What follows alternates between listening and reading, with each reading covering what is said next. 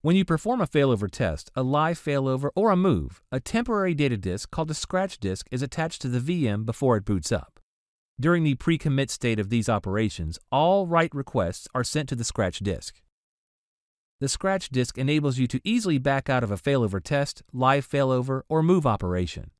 When performing a failover test, many users are concerned that modifications to the guest OS during the test will be incorporated into either the production VM or the replication data.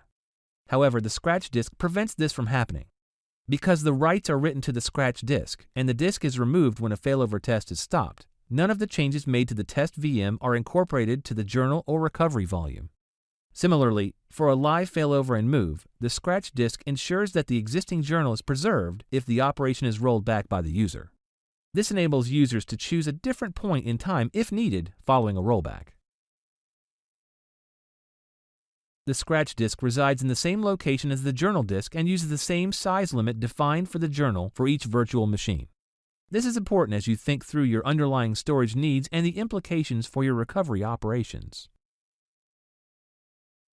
For failover test, the scratch volume determines the length of time you can test. Larger limits enable longer testing times if the rate of change is constant. If a small hard limit size is set for this amount of history, for example 2 to 3 hours, the scratch volume created for testing will also be small, thus limiting the time available for testing. Once your test starts, you will not be able to increase the limit for the scratch volume. Therefore, you'll need to plan the limit for the journal accordingly, or specify that the size is unlimited, in which case it's only limited by the storage size.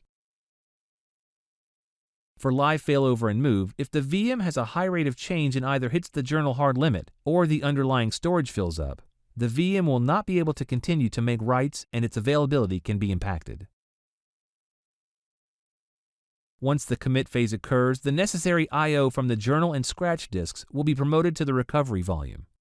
Simply put, the scratch disks will be combined into one, saving the VM at the recovery location. At this point, the operation is completed.